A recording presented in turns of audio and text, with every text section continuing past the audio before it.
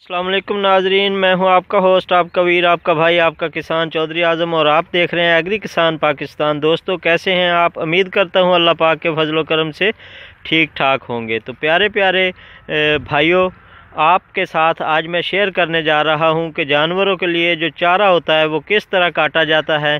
तो आइए आपको दिखाते हैं और चाचा जी से बात भी करते हैं जो चारा काट रहे हैं।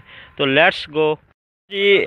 ये आप देख लें, क्लोज करके आपको दिखाता हूँ कि इसे हम बोलते हैं द्रांती या दातरी, इसे पंजाबी में कहते हैं। और दातरी के साथ ये चारा काटा जाता है। इसमें ये बरसन और ये राया जो सरसों होती है उसका ये घास है, जानवरों के लिए इस्तेमाल होता है। और ये आपको नज़र आ रहा है जो एक बार ये मुकम्मल काटा जा चुका है। अब इसके बाद इस पे हम यूरिया खाद डालेंगे और खाद डालने के बाद इसे पानी डाल देंगे। और ऊपर से अल्लाह पाक की रहमत हो रही है, बारिश आ रही है आहिस्ता आहिस्ता, तो मे भी हमें पानी ना लगाना पड़े, बारिश से ही हमारा काम चल जाए, क्योंकि नहरें तो बंद हैं और अल्लाह की रहमत है वो तो बंद नहीं हो सकती।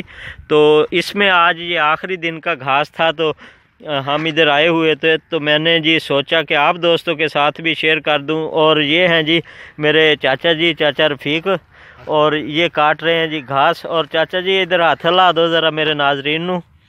और ये चाचा जी हैं जी, और ये आखिरी जो है वो घास सिर्फ काट लिया है, ख़त्म हो गया है।